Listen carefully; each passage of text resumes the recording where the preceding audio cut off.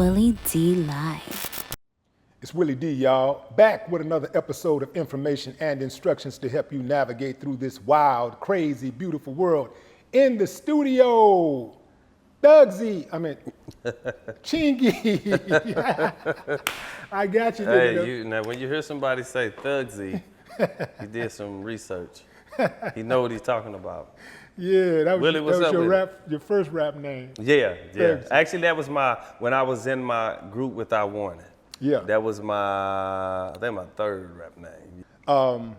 Look, man, first and foremost, what's going on with the boot? Got my little crippled boot here. No, I had to have surgery. I had surgery on the 5th. It wasn't nothing but, you know how you, 2 little shoes, bunion, on the side of your big toe. Yeah. On the side of your big toe, I got my bunion fixed. Okay, you and got good. the toe straightened and everything. So, Yeah.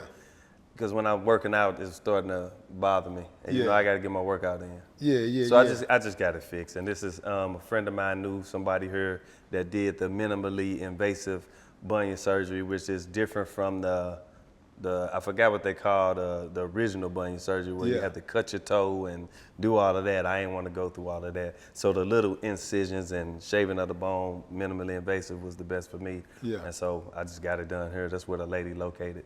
Yeah, and you serious about that health thing, man. Very serious. You're a vegan, right? Yes, sir. I'm Yeah. a vegan. Yep. Yeah. And now what does your vegan diet consist of? Because I'm like I'm a fake vegan. You're You a know what fake I mean? vegan, I'm okay. a fake vegan. I just All started. right. I just started this week. I just started.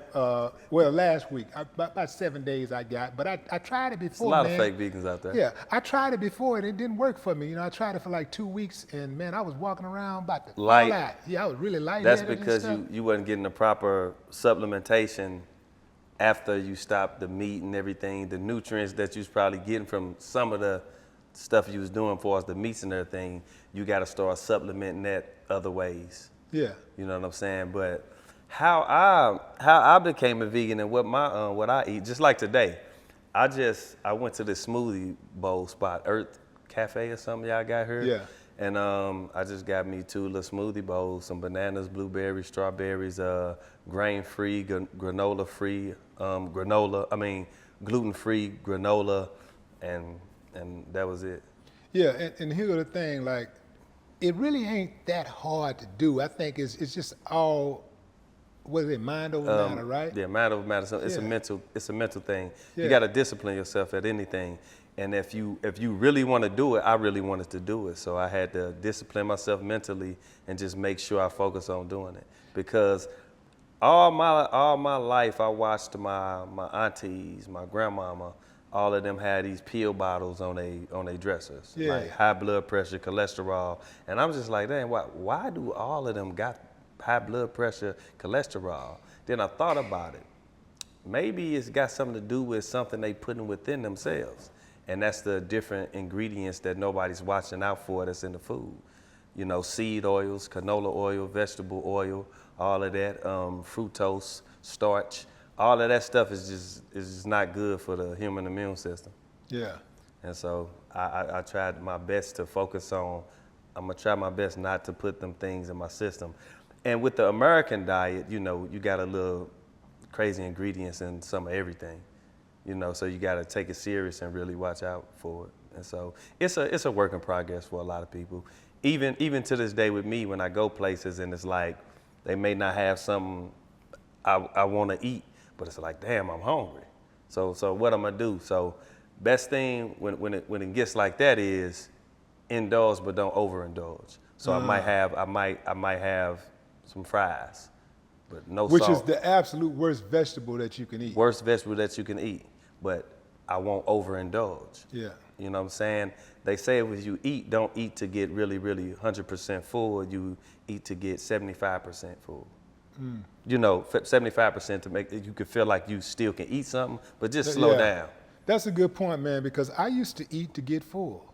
And then you be not, tired. And now I eat to be satisfied. Yeah, and that's the best way. Yeah, like once I know, okay, I'm good, Yeah, and I'll stop. But man, I used to just go, and it's really not necessary. It's not necessary at all. And sometimes you wonder why you so tired after you eat.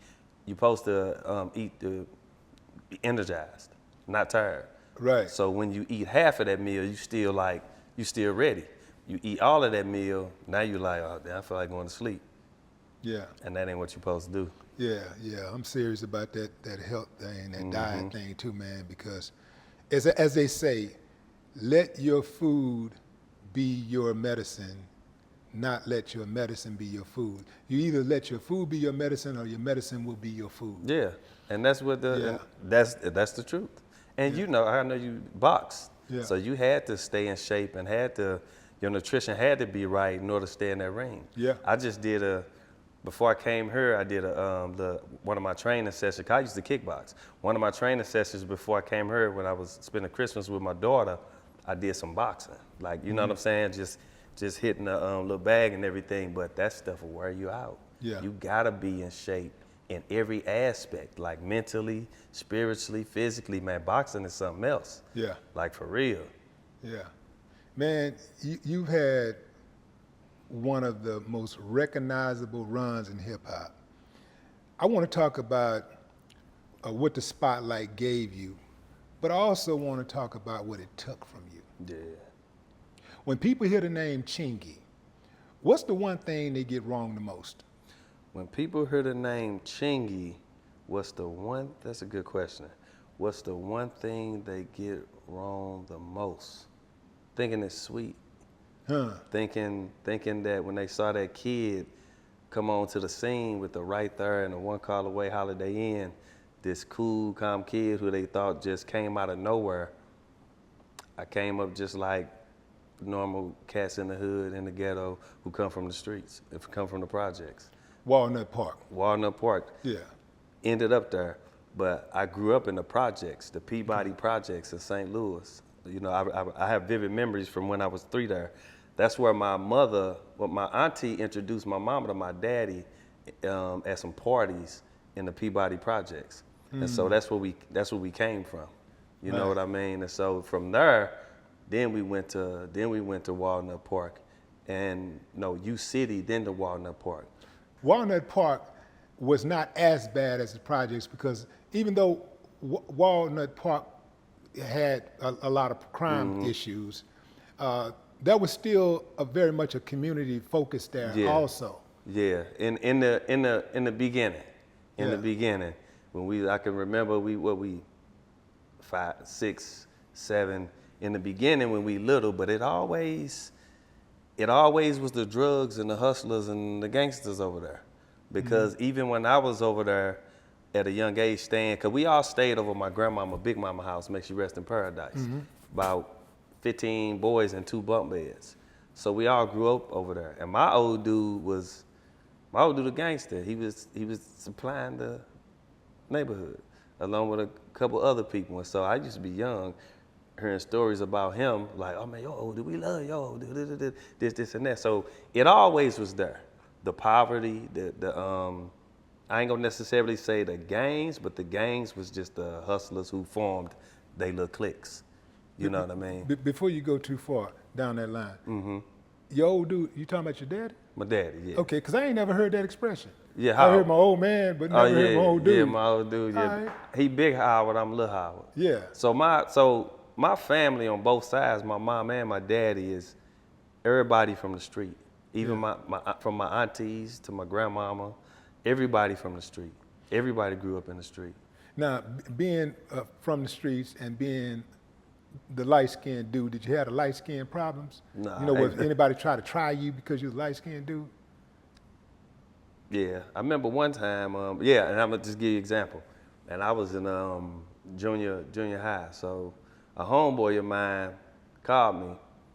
He had this dude on the three-way. He was like, all right, now I got Howard on the phone. I talked that shit you was talking now, talking about, fuck him, and he think he pretty boy, did all this stuff. I said, I'll see you tomorrow at school. I walked in school that next day, went to the cafeteria and whooped his ass. Yeah. Because that's just how it was. Right. You know what I mean? So cats tried it until they had to show the respect. You know, I never understood people that do that though, like try It's people silly. based off the color of their skin. Yeah. Like under any circumstances, whether it's a colorism issue or whether it's just a racial issue, I never just understood that because I know people from all walks of life, and people have different backgrounds and experiences, and man, I know some light-skinned dudes will beat the snot Yeah. out your nose. Yeah, You know what I'm saying? me I too. know some dudes that'll break your ass in Yeah. half. You know, Yeah. so I never underestimate people. It's just the hue of somebody. They can't help Right. it if they a little lighter than the next person. Right. But what is that supposed to mean? Because somebody a little lighter. Right. Now, if he get more girls than you, I don't think it means he's a little lighter. He probably just got a little more game. Right. You know what I'm saying? Because I know some cats who people would consider not the fairest looking dudes, but they game the shit out of some women. Right. So that it's ignorance. That's a People good ignorance. point. Yeah, that's a good point. Yeah.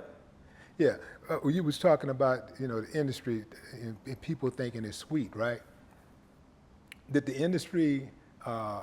Did you ever feel like the industry tried to box you in and suppress your image, where people thought that perhaps they wasn't taking you as seriously or taking your talent as serious?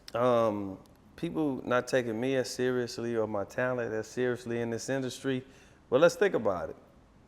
And I'm pretty sure you know this. Probably even when you came in, they tend to, since they feel like hip hop come from the East Coast, that's where it's at. Then we go to the West Coast, that's where it's at. So in the middle, we really don't know much. Like, you know what I'm saying? But actually, the same cultures that was going on in the hoods on the East Coast and the West Coast was going on down south and in the Midwest. Mm-hmm. So when we come around with our slang, they don't really take what we saying serious because we not from they boroughs or they sets. You know what I'm saying? The South dealt with that. Mm-hmm. I'm pretty sure. So of course when I came out, they took it as I was just this little kid who came up overnight. And so I even heard a lot of stuff that a lot of the celebrities would say when I would go do certain interviews, and I'm young, man, I'm 23. You know what I mean? And so I'm like one of them souls who feel like if you my peer in this industry, you're gonna give me some knowledge or some game on how I need to go about certain things. But I remember I was doing one interview and this girl was interviewing me and she was like, yeah, I just interviewed Nas. And I asked him, how did he feel about your song right there? And he said it was fluff pop. And I was just like, and I remember I used to come home from school and go in the bathroom and sing Nas songs in the bathroom. And so I just was like, dang, like, okay, but the way I look at that is we writing our own books of life. In Nas' book of life, that's the character he portrayed me as. That don't mean it's true. And it's nothing against Nas. I still appreciate Nas and think he's one of the best. But if right there is fluff pop, then what do we call Uchi Wally Wally? Like, let's think about it. Right. Because right there is just about me talking about a sexy woman that's bad, fixed up, and I want to get with her. Uchi Wally Wally is talking about the same kind of thing, but just in New York slang. Mm-hmm. You know what I'm saying? And it was also, and I'm just touching on how when I got in this game, some of the peers who was already in it just kind of was a little slight when I felt like with the mind that Nas got, and I'm not taking nothing away from Nas, but the mind that he got, I felt like if I seen Nas, I expect to get some wisdom. You know what I mean? Because the way he's like one of them know thyself type of brothers, right? With the way he speak. And so, but I still appreciate Nas.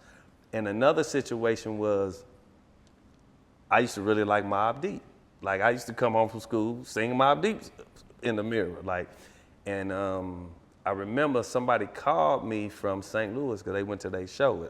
Mobb Deep had a show in St. Louis, and they were like, "Yeah, man, Havoc just said something about you on stage, like diss me." And they was like, "What you want us to do?" Because this is some of my homeboys I know, older than me, and it's a lot of them there.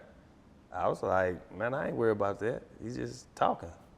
You know what I'm saying? And but it makes the kid in you who was actually inspired by these people like, damn.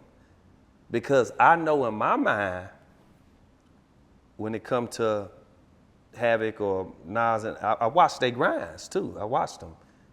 I came out and just, They didn't. They had to journey and work to get to that higher success. When I came out, the higher success I went there. Yeah. Do you get what I'm saying? Yeah. You literally hit the jackpot as the soon name as of I your came album. out. You know, because you came out with the single that right there 1st, and then you It was you up. followed up with that jackpot, Like- and it was over. Like I tell people, like literally, and I'm gonna touch on that a little bit. I started working on that project, making the demo 2002, September, October. By December 14th, I had my record deal with Disturbing the Peace, Capitol Records. Next year in 2003, right there was #1 in the country. I shot the video to Right There in March of 2003. Went on promo tour after that. Jackpot dropped July 15th. It was #1 in the country, and I just was on the road, but I promoted that like crazy. I stayed on the road promoting that album, like to get it where it's at, each single. Right There, Holiday Inn, One Call Away. I was on the road putting in that work. A lot of artists think they could just drop them records, sit back. It ain't about sitting back when you dropping records. It's about getting on that road and letting the people know what's out there. Yeah.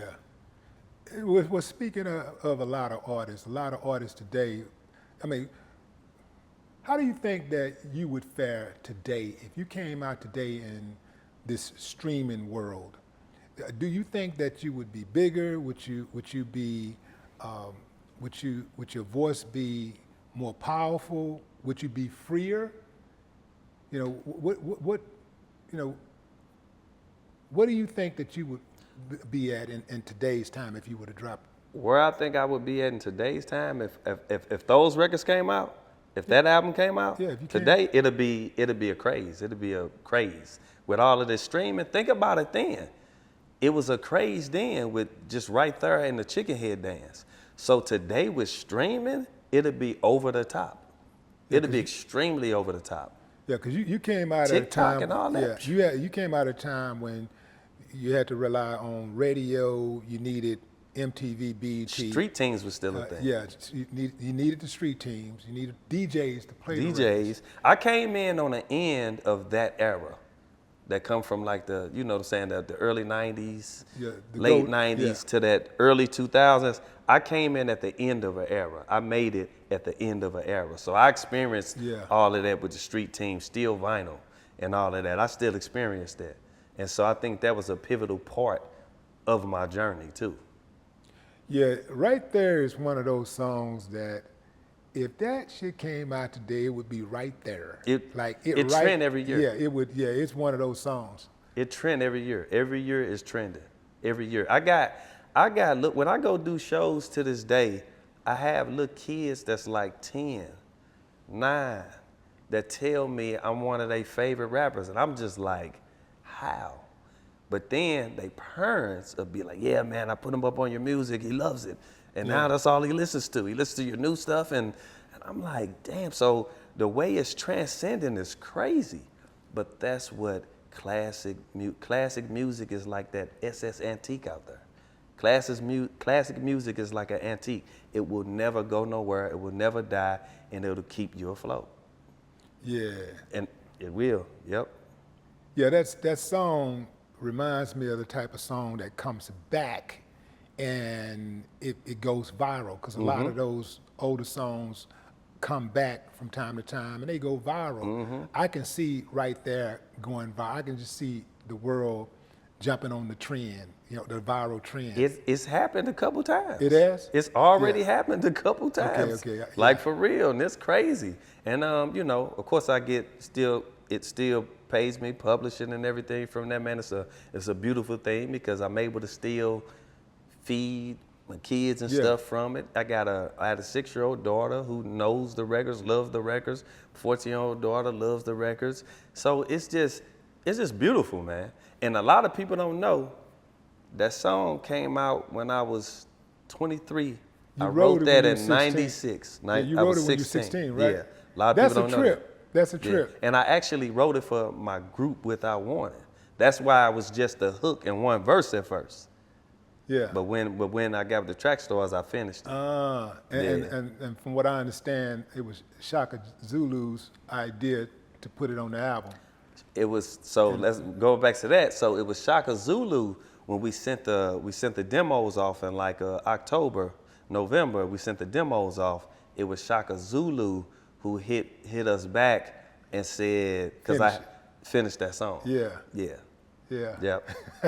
Yep. Shaka Zulu, man. Tell me a little bit. I hear Shaka Zulu name a lot, but I don't know him. I never met him, but he seems like a really effective manager. Shaka Zulu, about Shaka Zulu, and I just was with him, and I'm finna see him again on the 13th. But Shaka Zulu, man, is just one. He come from New York. He's Tupac's cousin. Okay. He come from New York. He's CEO of Disturbing the Peace along with Ludacris and Jeff Dixon, and he works tight knit with his family. Man, he's a great brother.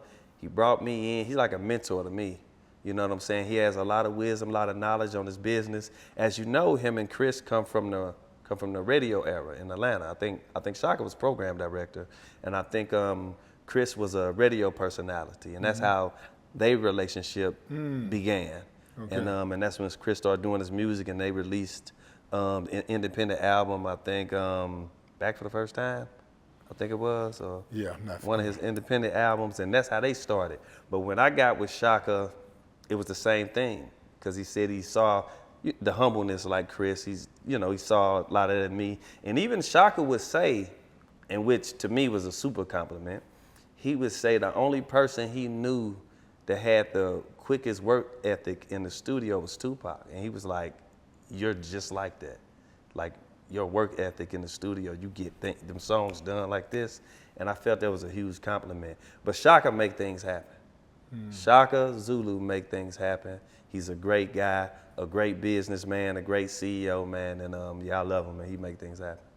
Is he still managing you? He's not managing me right now, but I still do business, with them. They bring stuff my way. Like I'm about to go do a commercial with them on the 13th.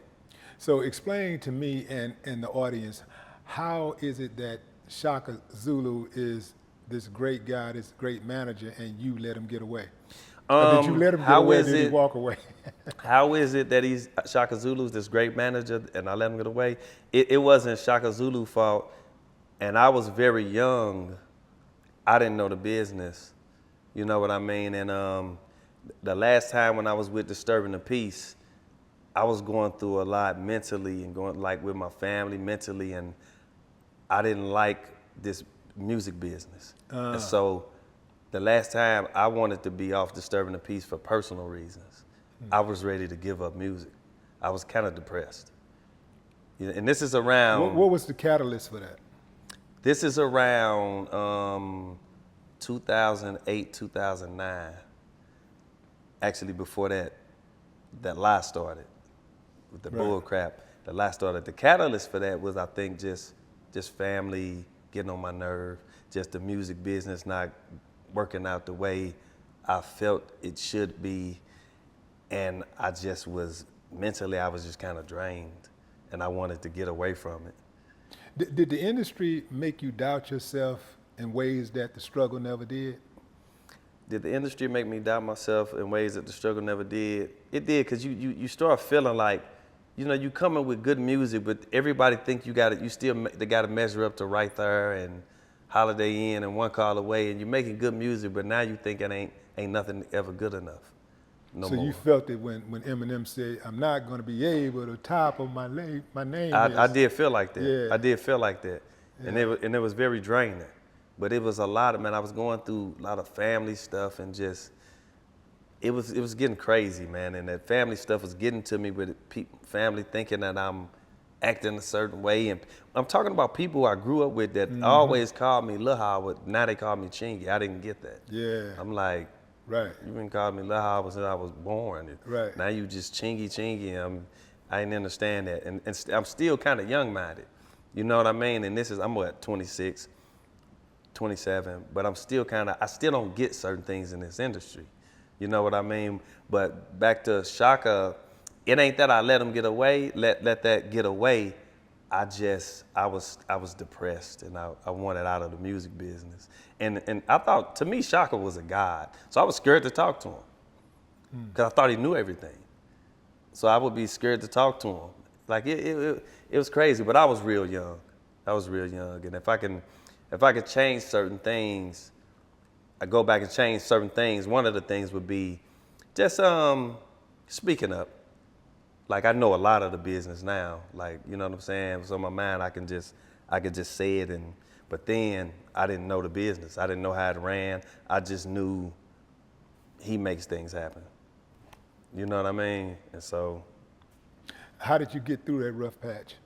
How did I get through that rough patch? Actually, that rough patch got rougher. So that's when right after that, that's when that 2009 situation happened with the person lying on me. Yeah. And so that rough patch got a little more rougher.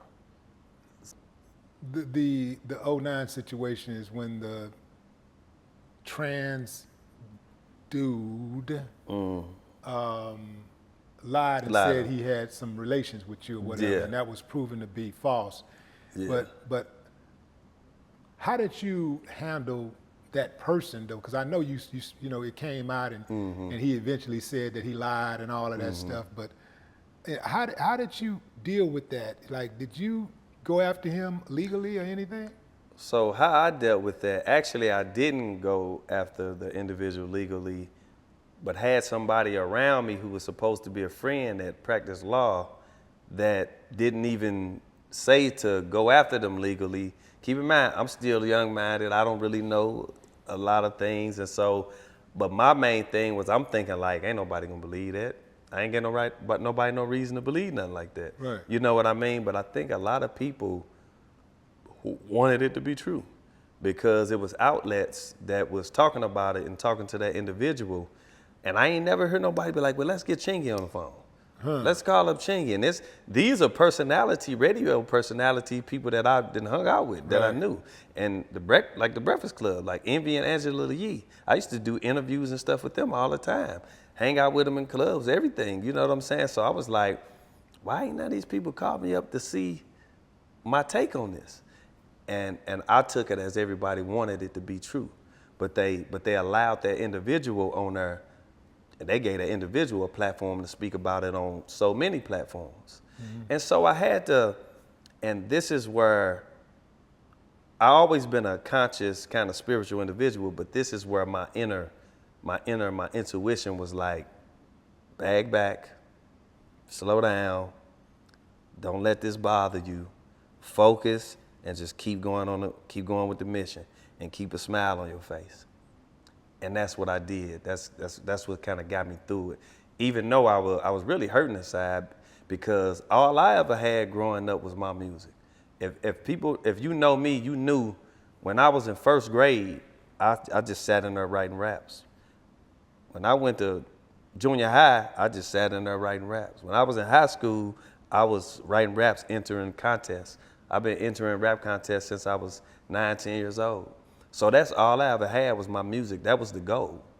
You know what I mean? And so I had to make sure that I keep that in mind while this negativity going on, this imbalanceness going on. And that's what I tried to do. And that's what kind of kept me sane and kept me moving past it. So me, sticks and stones break bones, but words that never hurt me. I know myself. See, this is the thing. A lot of people out there don't know them as energy beings. I know myself. I know who I am. I know that ain't true. I know that eventually that's going to pass by. And eventually the individual told the truth, it came out. Now, by the time they told the truth, it came out, damage done. Yeah, because that was like how many years of damage? Somebody will still say something about that today. Yeah. It's pretty much over with today, for real. But you'll still have somebody But you still got somebody to say something. Yeah. It's been so many people that have DM'd me, then hit me on social media apologizing for believing that. But the damage was done. I had a MasterCard credit card deal, like with my own MasterCards, man. I was finna sign to Interscope. I was on LA on yachts and shit, eating fruit with these people. talking about album deals, and I had a lot going on at that time, and all that, boy, when that hit, gone. And now, if something like that happened today, everybody would just brush it off. Everybody well, that's his would just business, brush da it da off. da. Yeah. You know, if it is true Yeah. or whatever, like Yeah. it's no big deal. Like, And it's yeah. people today, some of these dudes and wearing these actually looking like girls sometimes. Somebody took a picture of me being nice to a fan who came up and was excited to meet me and saying how much of a fan they was and just wanted a picture because they love my music and stuff. And I took the picture. And they based the 2-year relationship line off of that. So what I did was I was finna stop taking picture with homosexual individuals. And nothing against them, but I thought like You didn't want that's to be what they gonna do. compromised. You didn't want to be compromised. Didn't want to be Yeah. compromised at all. But then you know what type of individual I am? I said to myself, all of them didn't do that to me. They don't deserve that. Right. And so I still took pictures with homosexual people when they wanted to take a picture with me. Because that's the type of heart I got. You know what I mean? I ain't gonna stop being me because somebody decided to be evil. Right. That's gonna come back on them. You know, At some I can point. absolutely relate to that. Back in the day, I walked into this club, and this dude was like, Willie D, big old ass dude. It's like, Willie D, he was like, Willie D, Yeah, looking that big. when you gonna go by and see my nephew? I'm like, who is your nephew? Pause. He's like, such. I say, man, he say, yeah, you know, don't you got a baby with my sister? Da, da, da. I said, man, I ain't got no damn kids. So he was like, man, she got a picture of you and her on the mantle at my mama's house. I said, man, do you know how many women I take a picture with every week? Like he and he just looked at me, just mean mugging me, but I'm sizing him up because I'm already thinking about how I'm gonna take him down, right? Yeah. So after that, I call myself boycotting taking pictures with women that I don't know. Mm-hmm. So I just stopped taking pictures with these women because I didn't want to give them a narrative, right? I didn't want them to create a narrative with the picture.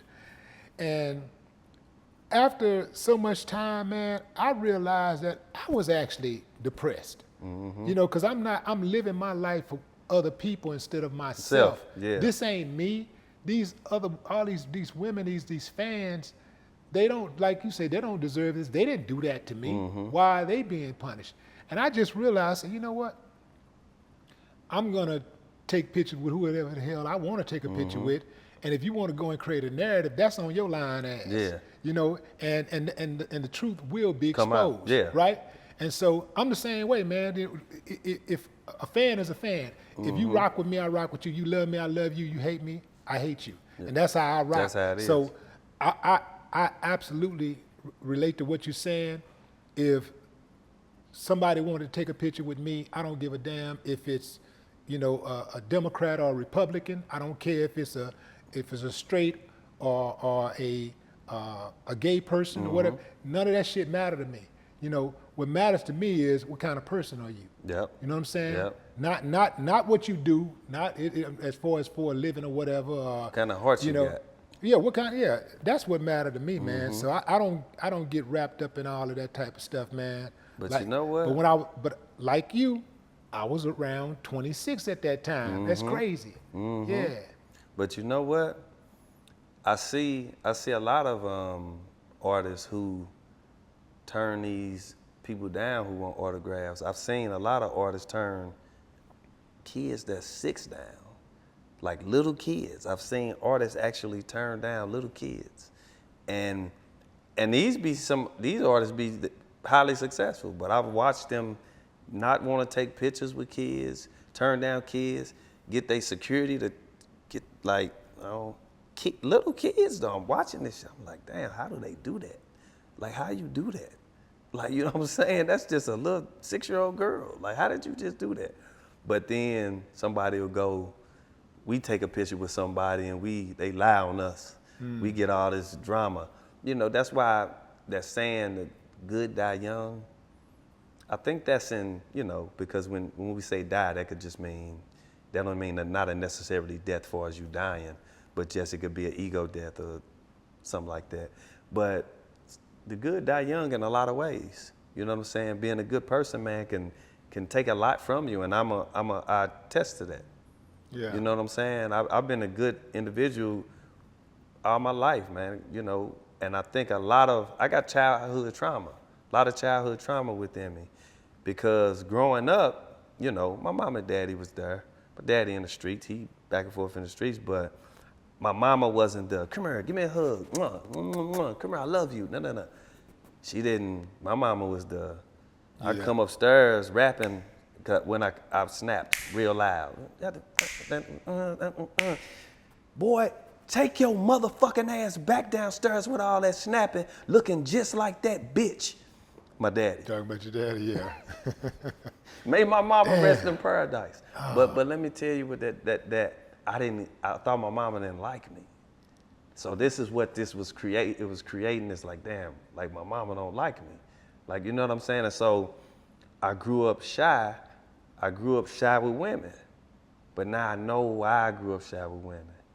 What did that do with your relationships with women?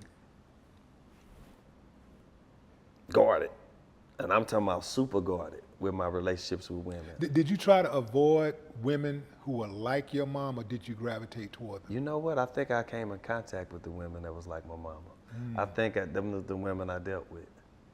And it was that, do you think that was because you was trying to like rekindle or maybe make up for what you missed with that relationship with your mom? I wasn't looking for it, but I think if I saw it, I was attracted to it because it was something weird about it I knew. It was something familiar about it. Yeah, it was something familiar I knew. Like it was strange. But then when I got to a certain age, you know, and this was around, it kind of happened when I became Chingy. I was going through a strong spiritual awakening, like a super duper. I always been a mystical kid who's like, you know, why is the sun here? Why is the moon here? What is this? What is that? Like, what is this? I always been that mystical Harry Potter type of kid. And so, but when I made it as Chingy, and I think it's a spiritual realm and it's this material realm.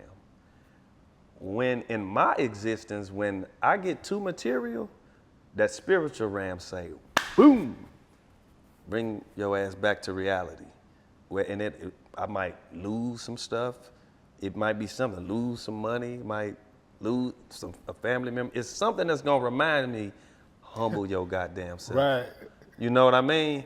And so I dealt with that a lot. And when I became Chingy, that spiritual side started getting real drastic. And that's when I still was going to school. When I was on the road, peak of my career and everything, man, I still was online college and stuff. And I studied astrology, psychology, the metaphysics of religion, geometria, cosmology, astronomy, and so I still was learning and furthering my knowledge on things that I like to do. Yeah. You know what I'm saying? And so, yeah, man, it got real intense when I became Chingy for the spirituality. And so what you see now through me getting wiser, meaning older and wiser, what you see now is a product of all that pain and everything I went through that I wanted to get away from mentally and inside. And so I felt like the only way to do that is accumulate some wisdom and knowledge and share it when I have to. Because I like speaking about the things I learned about, you know, and that's what I do now. I feel like, and I still love music and everything, but if I can be honest, and I was telling my cousin Stan this, I'm like, I'm kind of lost. I'm kind of lost because the goal was always to make it. And I did that, but right now it don't feel like that's still, even though I'm still who I am. And right. The goal was always to get in the music industry and be in the music industry doing it this way. a certain way. And see, it's extremely difficult to get someone who never had that level of success and that kind of money to understand that. Because in their mind, man, if I just get some money, it's gonna be cool. Everything gonna be straight. Or they'll say, or they'll hear someone like you saying something like that, and they'll say, "Well, give me the money then." Yeah, well, yeah. You know? they ain't in it. They don't get it. Right. For real. Right. I totally understand And what I know you're you talking know. about. Yeah, because I remember when I became a millionaire, I thought everything was like gonna be like straight. It was like it was gonna be For so life, good. you thought it was Man, good. I thought it was gonna be like some like I was gonna have some like really fucking out of this world moment. Oh my man, and when I became a millionaire later in life. I didn't become a millionaire early on when I was making records. So by the time it happened, I was like, it hit me like a ton of bricks, and I was kind of like stunned. And knowing that in the past, when I've had success, problems were right around the corner. Problems would humble you, like trouble would humble you immediately. And I think that's because a lot of times when you are on cloud nine, you are not as sharp because you're enjoying your success, and you don't see the snakes. It's the snakes. They in the grass. You don't see the snakes in the grass, right? And so, and sometimes you cause troubles for yourself. Sometimes trouble come finding you. But in any event, you know, that success gets offset by trouble and problems. And so I've seen that happen in my career throughout life. And so when it happened to me, I was like, okay, now I got to get on my game 1,000 times more. I got to watch out for the snakes. Yep. I got to make sure that I'm making the right moves. I got to make sure that I'm not being careless with my spending habits, and on and on and on and on. Yep. So I absolutely. I can relate. Yeah, relate. That's I something. get that. That's something to this day I still practice that. But I had so many, and all my issues came through other people. That I might have somebody who worked for me. This person worked for me. This person worked for me. But who they bringing in is trying to cause me harm. It was never who I brought around. It's never who I brought in. It's who other people was bringing in that was trying to cause me harm, and a couple times it did. And so now you may see me, you see Stan over there, Stan to be with, that's my cousin, and I don't roll deep at all no more. I learned a valuable lesson from having a big old entourage, because 9 times out of 10, it's not the dude on the outside who's trying to get you. It's one of the entourages, one of the people in the entourages who's gonna try to set you up. You know what I'm saying? And I've witnessed that happen. And so I had to get that imbalanced energy away from me before I end up really doing something to somebody. You know what I'm saying? Because people will make you do something to them. And I'm licensed. Not that it means something these days, because you can just go, an 18-year-old can go buy a pistol. But these people make you do something to them. Well, it means that if you clap a fool and you're in the right, you're in the right. Yeah. You know, like, because you can be in the right, but if you're not licensed, you know, then that could be a problem. Yeah. It could put you in the wrong. So you want to be all the way to the right. Yeah. If you have to go there. You don't want to go there, but if you have to go there, you want to make sure you're all the way to the right. Yeah, and I am. And so, yeah, man, it's just today, and then I'm gonna switching some gears here, but when I look at social media today, when I look at these podcasts, when I look at, we as melanated individuals are so far away from any togetherness to me. What you think about that? And when I say that, all I see is the rappers going back and forth, still dissing each other. Nobody's learned nothing from Biggie, Tupac. Nobody's learned nothing from all these little young artists dying and going to jail. We're not learning nothing. Yeah. Well, my mama used to say a hard head make a soft ass. Mine too. And so that's what's happening. You know, we're in a world now, man, where a nobody can be somebody overnight. Flat Like out. you don't have to have talent. All you have to do is be disrespectful. Disrespectful. And that's the And low hanging market fruit. that. That's the low hanging fruit is disrespect. And so people have been willing to trade their life for fame, money and Yep. fame. They're willing to change. They're willing to put their life in peril for some money and some likes and some followers, some subscribers. And I like money, but I just never liked money that much. That much, me neither. And where I would want to invite that type of drama into Me my neither. life. I'm not a scared human being. You know, I may be initially like I may have some trepidation about going into war, but once I'm in, I can be as brutal Right. as anybody you can ever imagine. And I feel that. You know, Yeah. because I want to Yeah. win. Yeah. I want to win, and so I want to win at all costs. But speaking of war, I watch all the little young guys and everybody on the street who, you know, they happy. I'm smoking on this little teddy pack and all of this in the street.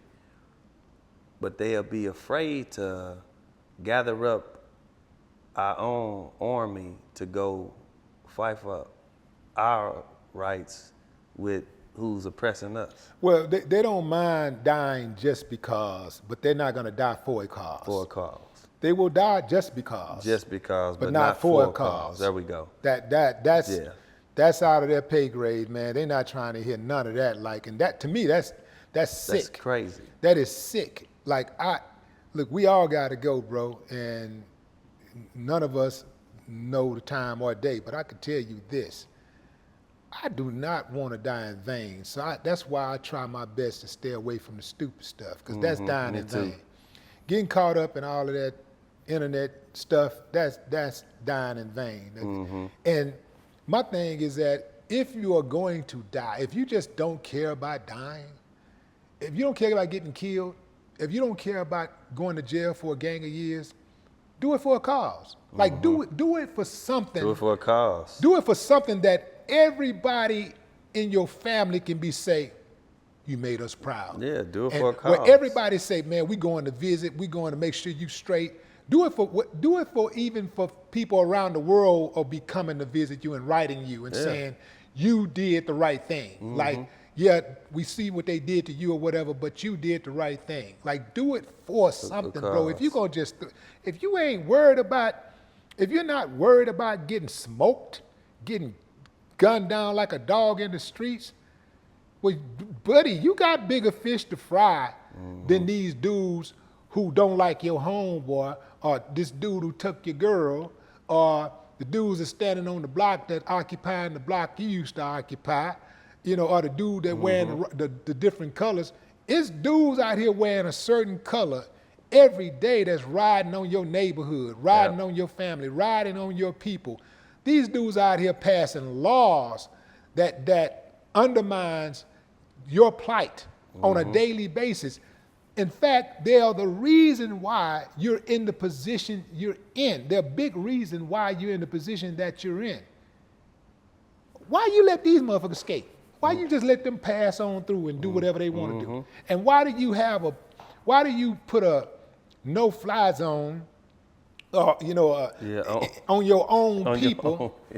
You put that on your own people, but everybody else can do whatever they want to. They can do whatever. That's coward brainwash shit to me. Yeah. You know, like I don't respect it at all. I have zero respect for that Me shit. too.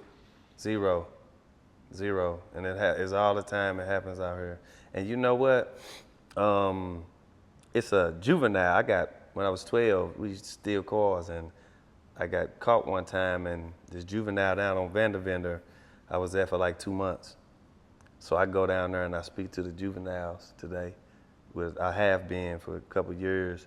Go down there, speak to the juveniles, and just tell them my story, and just try to give them some good information, some good advice to keep them out of there.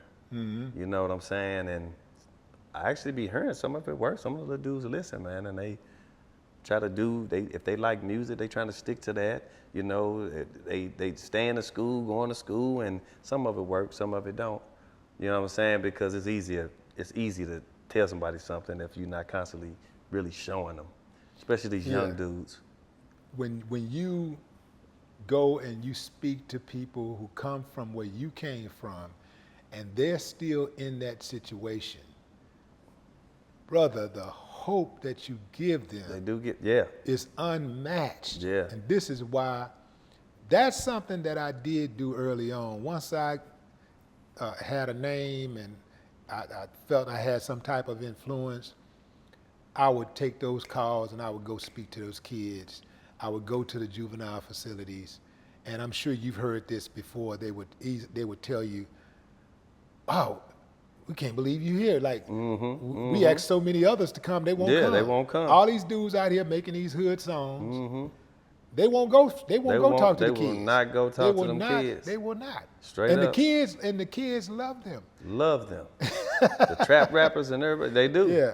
Like yeah. straight up, man. But I go do that, man, and it's a beautiful thing. I remember one time, I'm saying this because we talking about the juvenile kids, but in my neighborhood one time, I remember a homeboy of mine was shooting this video. And I remember they was talking about one of the little homeboys, I ain't gonna say his name, but one of the little homeboys, how he was a shooter. And that he get down. He 13. I know his mama. I grew up with his mama. So I'm like, why is these dudes like bragging that this little dude a shooter and that he get down? I'm like, why is y'all, and they older than him, and I'm like, why is they bragging on this? I want to talk to the little dude. So I told his mama to go get him, and he looking like, nigga, what the fuck you want? That's how he look. That's how he looking at me like, fuck you want? I know you is, but what the fuck you like? What you want? So I'm just talking to him, just trying to, there's different things you can do, this and that. But by the time I got done talking to him, that went to a smile, went to a smirk and a smile, because it's showing somebody care about him in some way, versus them, everybody else talking about how he a little shooter and he'll get on you and everything. They don't care. They probably sending them out to do silly shit. And so his mama told me not long after that, like, my son doing better. Like, he doing better. He listening to them a little more, and he trying to stay out the street, stay out the, you know what I mean?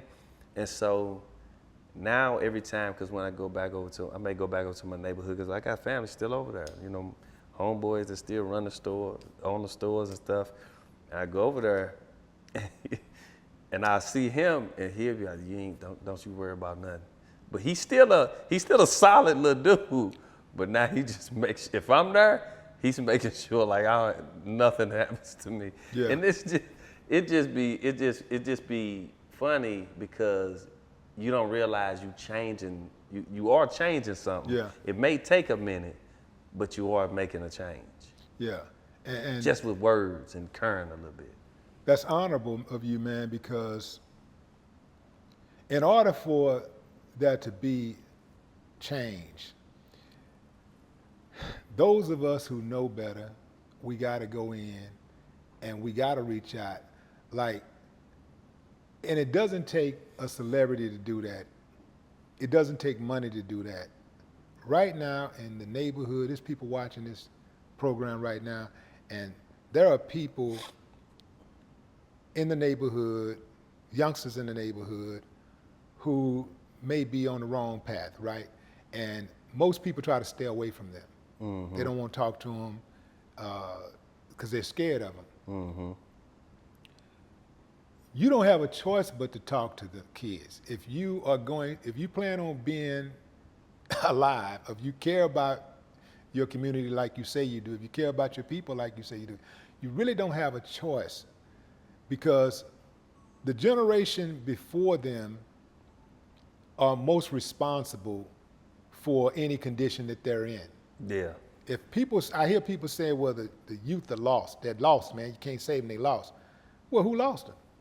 You know what I'm saying? For something to be lost, that means that somebody had to lose it. right? So I submit to you that the generation before them lost them, and then you can start looking at the generations before that generation and that generation. But that the most immediate generation is the most responsible if the kids are lost. So it's incumbent upon you to go back. You see that youngster, okay, he wild. I know, because I used to be the kid they wouldn't talk to. So I know how to get to me. That's me. That's Lil Willie. So I'm gonna go to Lil Willie, and I'm gonna go to Lil Willie and be respectful. I ain't gonna go to Lil Willie like I'm his daddy. I'm gonna go to him and talk to him like a human being, because I know he got trauma. For a little kid to have the mentality that he don't care about nothing, he don't care if he live or die, and he quick to use violence before he use reason. That means he's traumatized. He's very so I'm gonna super go to traumatized. him. I can go to that kid and something as simple as giving this kid some tickets to the Astros game or something. It might be some tickets you ain't paid but $30 for. But he'll love Give him a ticket. Nobody does that. Nobody does that. We're going to the park. I'm taking my family to the park. You want to ride? He gonna be. What? Damn right. Yeah, because Don't nobody do that. I was the kid that didn't get invited to my relative's house to spend the night. Don't bring Willie. Don't let Willie come. Don't let him come. So when I was invited to something, I was actually on my best behavior. Because I was so appreciative. Of them allowing you to. I was appreciative of the gesture. Yeah. Whatever happened to that cologne you had? I still got it. I still sell it on my site. Yeah. I'm independent. It's a catch for men, caught for the ladies. It's still on my site, Chingy369.com. Yeah. This is my clothing line here. 9 ether, which 9 ether is the highest form of energy. But I gotta say the way I say third. And so I put the 9 ether on there. Also, I'm born on March 9th. The E still represents a 3, and that's the 9 for the ninth day. And so it all means something. And so I said this on my site. Man, I'm still out. I got a couple things going on that I'm trying to do. And speaking of that, I got this single that I'm gonna be dropping.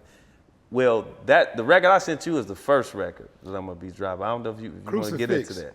Yeah, Crucifix. Yeah, that's smoking. You listen to it. I know I sent it to you. I do want to get into it because the beat is in pocket, the lyrics are in pocket. But what I asked you about was, you've matured. I can hear your elevation. I can hear your evolution. You've evolved, but do you think your fans have evolved enough to accept that growth? Do I think the fans have evolved enough to accept that growth?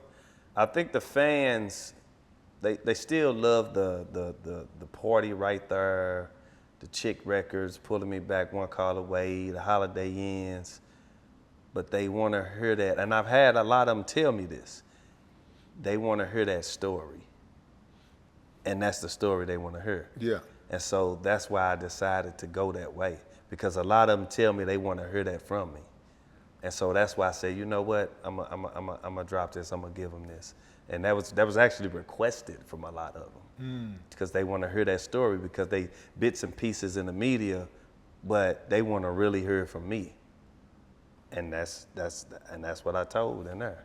Yeah. Did you have any hesitation about putting that on wax, putting that story out there? No. I was in deep thought. And I had no hesitation with putting that on wax. I was in deep thought. It was a couple times I attempted to do it, but it wasn't right to me. And when I did that, I redid it before I came here.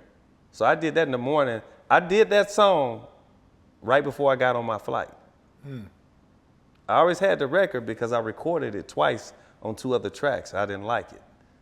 Then I got that track and recorded it on there. I was like, this one is it. Yeah, that's in pocket. This one was it. So right before I came to Houston, I woke up in the morning, recorded that, then flew out to her. But yeah, so that I really felt like, I call it the crucifix because I really felt like I really felt like Jesus. Oh yeah, now you gonna have somebody online that he think he Jesus, you ain't God. I'm that, but I got that same consciousness on the inner. I'm that on the inner. So what I'm saying is, I felt like I'm Jesus walking to my crucifixion. When somebody do what they do for us, that, let's say the Sydney Star situation, all of these situations that happened to me to bring me down, I felt like I was being crucified. You know what I'm saying? And my rebirth and my being reborn is, now that people know the truth. It's not that I'm getting a second chance or anything, but now it's understood. And also, different things start to pop up and be available in a good way. Yeah, you got the new single with Flip, and you got some with Paul Wall and Paul Flip, Wall, this right? song called Let You Hoes Tell It. Yeah. This is the flip side. This is you know, we just getting into some real STL to H-Town stuff on her. Yeah, just let kind of, you tell it, I'm this and I'm that. yeah, and yeah, whoa, whoa, whoa. It yeah. went like this, but Yeah, yeah, let you tell it. Let yeah. you tell it this how it is, but no, Yeah, it's like okay. this. So and I was just chilling with Flip last night at Savoy. Yeah. Yeah, we On was just Alameda? it's the little On boy or Alameda? something. Is that where on Alameda? It's a little hood strip club across. I mean, not strip club, but a little hood strip right A across. couple from it. yeah. Yeah. So we was just chilling, kicking. He was showing me around, cause we might do some of the video up there. Yeah. But yeah, man. So I got there with Paul Wall and Flip, man. I always wanna. I did, you know, I got a hit record with Flip for my Baller Baby remix. That went #1. Right. So me and Flip always had a record, but I always wanted to do something with Paul Wall. So I seen Paul Wall. He was like shooting the record, did that. But you know, in the record, I say R.I.P. to Pimp C, H-I-N-G, the new Pimp C, me, and that I love Pimp C. Like, I'm gonna be honest with you. Eazy-E was my first ever favorite artist, right? That's West Coast. My favorite artist from down south, who was kind of like Eazy, was Pimp C. And I just always like, you know, Yeah, I love. I can see it in the voices, the distinction in their voices. Yep. And Yeah. see, you know music, and see, you could tell that, and that's part of it too. And so, man, I love Pimp C. R.I.P. to Pimp C, man. And I've had a big influence. The South, Ghetto Boys, I think me and you always talk, Yeah. and I always tell you about, you know, the different songs, quoting songs, and how y'all had a impact on me. My older relatives always was listening to Ghetto Boys around me. I was young, so of course I'm gravitating to it. I'm like, this shit tight. Like, so I go buy my own tape, and you know what I'm saying, and listen to it. So man, I've always been into the especially Houston. Yeah. Music. Well, I'm glad that you didn't like go and get in that same lane that we got in, because we wouldn't have got right there. You know what I'm saying? I know. We wouldn't have got that out of you. Yeah. And shit, that's necessary, man. Like Yeah. when I hear those type of songs, when I hear these, like all of this music, it doesn't have to be one way. Everybody always like looking for stuff to be one way. Like, I think it is that diversity that makes it good. It makes it complete. Today, not so much diversity, and I think that's the big. Everybody kind of hang-up. following. It's like a lot of following going on with everybody in the music sounding alike. When I came up, it was, if you go around somebody sounding like somebody else, they were gonna diss the shit out of you. Mm-hmm. You come back when that shit sound like you, when you Right. got your own thing. So I am proud of having my own sound. Like, I wasn't there gonna try to sound like a Eazy-E or a Pimp C, or I was gonna have my own thing. And so, like I said, I used to battle rap. Once I figured out how to I need to get on the radio, that's when I was like, okay, everything gotta be catchy. And so when you listen to it right there, everything gotta be catchy. The hook, when you listen to Holiday Inn, the hook, when you listen to One Call Away, the hook, every record I drop, damn near, the hook is gonna be catchy. To make you keep wanting to lend your ear every time you hear it, you can't get away from it. And so that's what I focused on. Cause I used to be a battle rapper. I used to didn't make commercial songs. How much focus was on the girls when you made the music? You know what? I'm gonna be honest with you. I heard something at a very young age coming from May Rest in Paradise, and I was inspired by him a lot too, Tupac. One thing he said that I heard at a young age, and I met Tupac on the elevator at that concert I'm talking about with NWA. Mm-hmm. I was young, but one thing I heard him say was, make your music for the ladies. The fellas will follow. True story. And so I started making chick records. And that's where you got the Pulling Me Back's, One Call Aways, even the Right There's and all of that, because I focused on, when you listen to the radio, you was like, it's kind of chick focused at a certain point. But I do remember when hip hop was conscious music based, right? It was conscious music based until, I know some people say the West Coast, some people say the West Coast brought in the gangster rap and all of that, but whatever with that, it used to be conscious music based. And I used to write a lot of conscious music growing up. You know what I'm saying?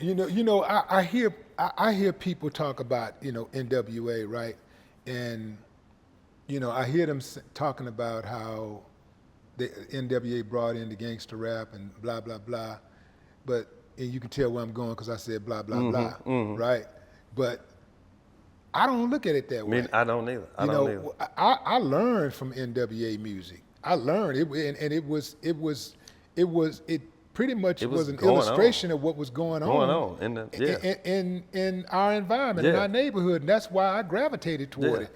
I heard gangster. I heard, but what about, we talk about the street stuff that NWA put out, but what about that stuff where like Express Yourself what about when Cube would give you the game, you know what I'm saying? That's real. That's real information that men need. Yeah. Like growing up the way we grew up, that's the information that you needed. And those were your hood ghetto scriptures. Yeah, and some of it was just for shits and giggles. But hell. But it was going on. But it was still happening. Yeah. You know what I'm saying? So I think NWA get a bad rap a lot for their music and not enough credit, for what they did bring to the table. And the way they exposed the police with fuck the police, that even to this day, what they was talking about then is still relevant right today. Now. And if they came out right now, that song would resonate. If Fuck the Police came out right now, it'd be a hit record. And you can't take anything from it because it's in pocket. It's in pocket all the way. I was just with Lil Eazy-E for New Year's. Yeah? Yeah, he was with me in Vegas. I had a show. Yeah, I saw him at the Cube show. When Cube came to Houston, I saw Lil Eazy. I think he took the stage. That's good to see, man. Yeah, man, that's beautiful. Man, let's talk about your acting career. We've been talking about the music, but what about, like, I remember early on you were in George Lopez? Yeah, with One-on-One, right? One-on-One. One-on-one with George Lopez. One-on-one. You did my kid. What was that? One-on-one is Flex. Oh, Flex. Flex. Was that One-on-One? Yeah, I did that show. I thought that was George Lopez's show. No, I did George Lopez too. Yeah. Oh, yeah. Okay. Yeah. That's Flex. Yeah. My bad, Flex. I mean, I'm supposed to know this type of shit, man. Yeah. So that was when I was hot. Hot young kid, I was getting scripts coming in, and one of the scripts I liked, and so I was trying to do my little acting chops or whatever. Man, I'm one of them dudes who, I love the music, and I know when you look at music videos and you see the acting out and everything, and next thing is like, oh, let's get them in some movies. I never was really groomed for it. I didn't have an acting coach or nothing, and so it was something I just wanted to try. Why'd you fall back on it? You fulfilled your appetite? And you know what? Why I fall back on it? I didn't really fall back on it. I just was into my music so much I didn't care. But I would doodle this up. Like George Lopez, actually, his daughter on there, they created a whole episode because she wanted me on there. Huh. She wanted me on that show, so they created a whole episode based around me because she was a fan of mine. So this goes back to the girls, man. And You I know, did.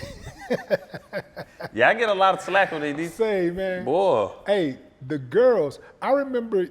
I'm trying to think of the album that you put out. You didn't. I don't even remember you having any. I know.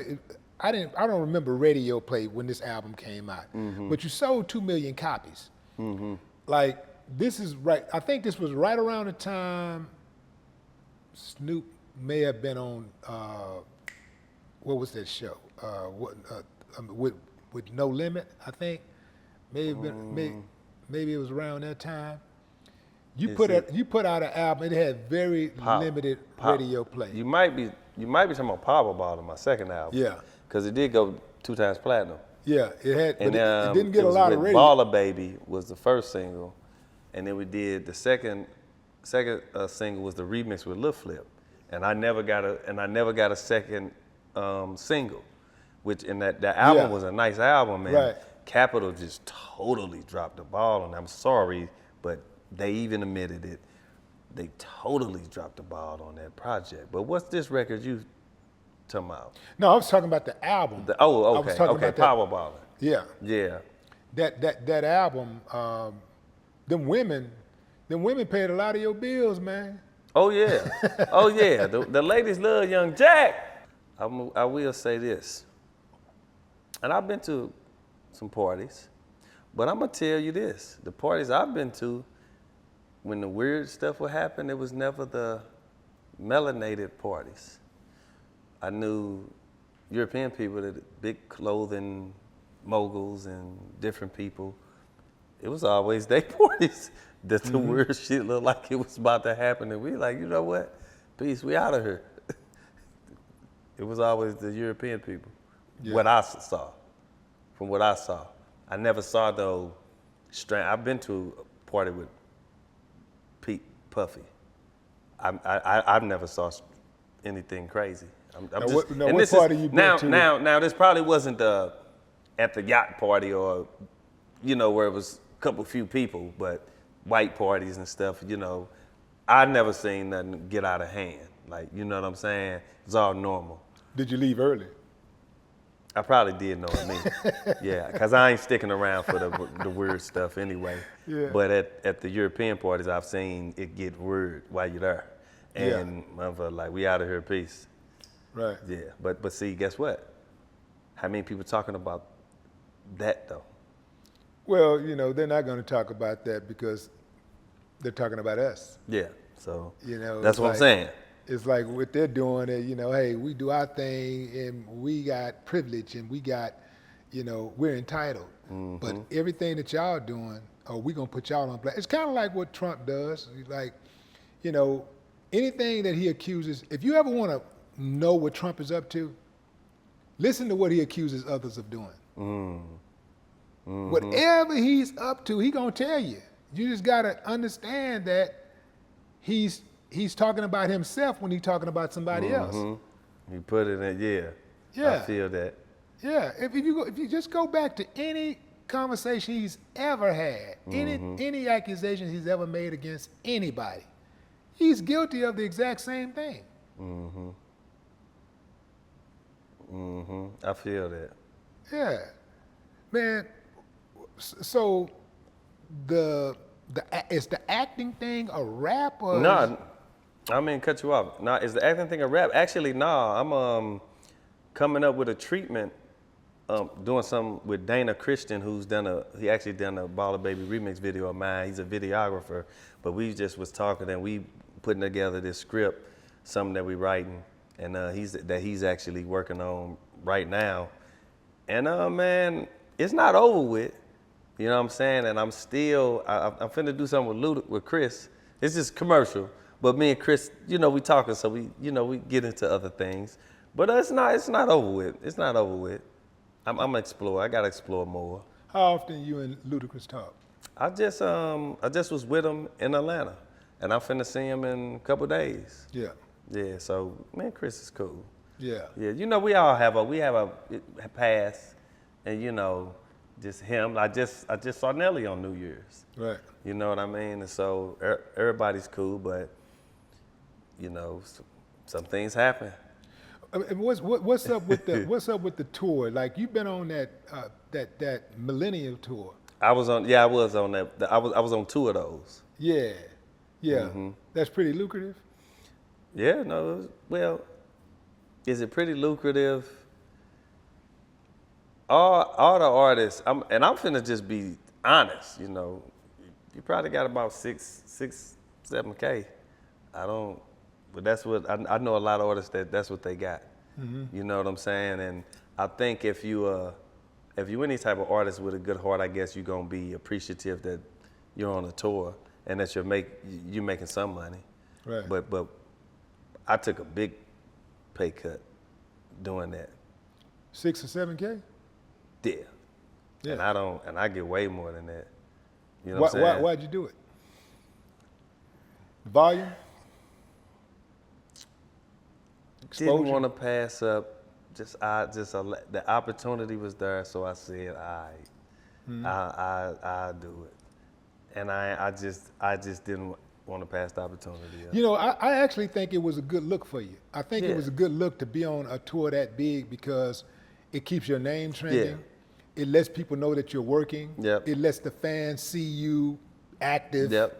You know, if it's like out of sight, out of mind. Yeah. Like, And I appreciate them wanting me to be a part of it. Like, you know what I'm saying? So if we can make it make sense around all the little angles, cool. But I won't do nothing like that again for that price. For that price, right. No. Well, you're proving now. You prove yourself that you And still got it, and you still draw, and you still And can rock it. I made it go up. But you rock though. You know what I'm saying? You Yeah, don't just, yeah. Oh, now I'm gonna get out there. No, you rock. Yeah. You rock. Yeah. Like I'm telling you, the first time I saw you, I didn't know what to expect. When I saw you on the tour, I didn't know what to expect. But you got out there and you're like, all right, look at what. I'm a one-man band Yeah. too. So I learned, you know, to be honest, I learned from LL. If you're gonna go out there by yourself and you gotta control it. Yeah. You gotta control it. LL go out there and control it. You know what I mean? And so I was like, and I just knew that period, man. I always been like that since a kid when I was in talent shows. I know I have to control the crowd. It's just me. I'm not finna break out no dance moves. I ain't got 1,000 people on stage. So I know I have to control every angle. From the littlest stages to the biggest, I work every angle. I work every angle. And that's just cause, I mean, I love what I'm doing. Even if I wasn't getting paid right now to do this, I probably would be doing this. Yeah. You know what I mean? And so that's just me. And you know we just got off the Where the Party At tour. It started in February of 2025, ended in October with Nelly, me, Ja Rule, and Eve. And you know, that was like, for 2025, that actually was the third highest grossing tour of 2025. How many dates did you do? 40, something like that, 40. But I know, yeah, that was a lot of dates. And actually I'll do a day from there, but I still had my own dates. So I was just constantly moving. Yeah. I had to go out and do this show, then come right back, do a week of that, go out, do 2 more shows, come back, do 3 of them, come back, do 2 more shows over here. It was crazy. Us being friends for as long as we've been friends. Yeah, and him saying that, a lot of people don't know sometimes when he doing shows, sometimes I give him ideas. I shoot him, I text him and be like, you should talk about this. Yeah. You do give me game. You do put me up on game. But what I wanted to know is, damn, you threw me off, man. Us being friends. I should have asked you this question a long time ago. I should know this by now. Okay. But how did you name yourself Chingy? What gave you that inspiration? How did I name myself Chingy? Actually, around 98, 97, 98, 99, my relatives, my brother, my older relatives that I used to hang with, one of my cousins, well, he's like a brother, but my family, Jamal, he used to always say if they say you seen a Lamborghini that was fixed up, he'd be like, oh damn, they Chingy, they must be Chingy. Just putting a Y onto the ching, which means just like, oh, say they balling or they getting it. But he'll just be like, they Chingy. And so it just was a kind of a crew thing, like Right. that was said.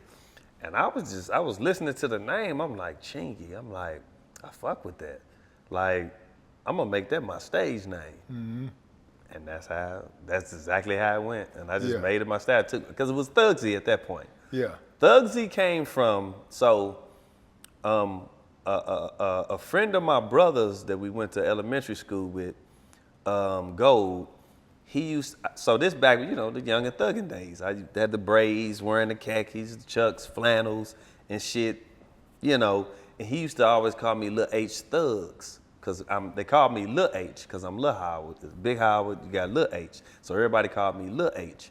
And so he started calling me Lil H Thugs. And they also knew that I loved Bone Thugs and Harmony. That's one of my favorite groups. Okay. And so he started calling me Lil H Thugs. And then I liked Bugsy Siegel. I thought the gangster Bugsy Siegel was a smooth gangster. I liked how smooth he was. And so I was like, damn, let me Bugsy, Thugsy. Right. I think I'm a pretty smooth at the same time, but I got some G in me too. And I was like, fuck, I'm gonna call myself Lil H Thugsy. And so that's how that came about. Right. Interesting. But Chingy came from us basically just being like, oh, they Chingy, like somebody getting it. Yeah. Somebody getting it. Somebody told me somebody was getting it from you. I don't like to get up and stuff like this, man, but it's like just something just messing with me, man. Tiffany Haddish, man. Tiffany say, like, what was up with you and Tiffany? Like, first of all, is what she's saying about y'all having some relations, is that true? So is what Tiffany's saying about us having relations, is that true? I'm gonna break it down like this, but it's true, but I have to break it down in the context. So when Tiffany, and I spoke to her after the fact, and she said she had been saying this, and I'm just like, damn, like, you just gonna put my business out there and not say shit? But if that's what happened, so she was on Ellen DeGeneres, and Ellen DeGeneres said, is it any artists or rappers you ever messed with? And she said she messed with me. At this time, though, I forgot all about that. I just knew she messed with my brother, because and my other brother had to tell me, one night we all went out, because Tiffany used to hang with my DJ and my brother and them. She used to be around. This is all before she blew up. This with is the way movie and all before. that This is stuff. 2004. That's before Girls Trip. We used, way before. We used to go to the comedy clubs and watch, and she used to do her thing. In St. Louis? No, California. Okay. Underground though. She wasn't known. We used to go check her out. Like, she was a friend. Tiffany was a friend. She was around. But I wasn't on her, but she used to be on me. And so one night, my brother was like, we all come back from the crib drunk. We all come back from the club drunk. We in the room. He got a girl, her friend. She's all over me, but I'm like trying to go to sleep tired. But she's forcing herself on me. To the point he was like, you was just like, fuck it, come on. Let's go. And it happened. But I wasn't continuously fucking with her. So she got with my brother. And that's how it happened. Oh, okay. Interesting. Well, just for the people out there, I want to let y'all know this ain't no man kissing and telling. The woman and already She told put it y'all. out there. She already put it out there, so it ain't she put it out there. It ain't like he putting her business in the street. Yeah. She already. But put we it out talked there. about it. Tiffany, cool young lady, man. We talked about it, but I did tell her, you just throwing her business out there. I forgot about that. Like, literally forgot. Didn't even think it happened. You know what I mean? So, hey, it is what it is. I mean, young Jack, the ladies, So what happens if a blast from the past come out of nowhere right now, I mean, God forbid, if a blast from the past came out of nowhere right now and said you did this, woo, woo, woo, woo, woo. Like on some, Yeah, like on some, on some did it? Like on some on some, trying to get paid. you know what? What is the best way do you think for a man to address some accusations like that, like somebody that he don't even know, or maybe it's somebody that you maybe had some dealings with, but y'all split amicably as much as you know. It wasn't no situation where you violated anybody or anything like that, but here she comes saying she want to get paid and she accusing you of something. How would I handle that? Yeah, how do you handle something? How do I handle something if a woman accused me of something like rape? Yeah, Or saying I touched her, somebody accused? falsely accused you of something like that. Well, how do you, You how know, do you deal with that? usually, I would say I probably wouldn't say nothing, but in this case, because not saying nothing I done witnessed don't get you nowhere, all I got is the truth on my side. That's all I got is the truth on my side. So I have to speak up and acknowledge whatever that situation is. If I know her, I'll just have to say how I know her. And I was around her before. She was a cool young lady. We had a nice conversation or something, but I never touched her. Her lawyer say, fuck that, we want to check. What you do? From me, If her lawyer say, if fuck I that, say we fuck want that, to we check, want to check, what you do? we gon' have to go to court. There you go. We gonna have to go to court. Good answer, because ain't no way. Good. Yeah. We're gonna have to go to court, and a good segue for me to talk about something else. Speaking of going to court, we're gonna have to go to court, and this is something I want all the kids out there who are aspiring to be artists and take this music business serious, and give you something so you can get your business together. Make sure you have your business together. Somebody I met in 2006, I ain't gonna say his name, that I met through my role manager that I ended up getting cool with, came into my life, came into my career posing as a friend, wanted to do some work with me, so I just told him, whatever you bring to the table, you get paid for. I think that's fair. I don't need a manager. Whatever you bring to the table, you get paid for. He knew law. He practiced law. He had a degree, and he always told me that if I ever needed him to look over some paperwork that involves, lawyer shit, some wording and shit I didn't know, that he explained it to me and all that. So I'm thinking they're friends. So he's around.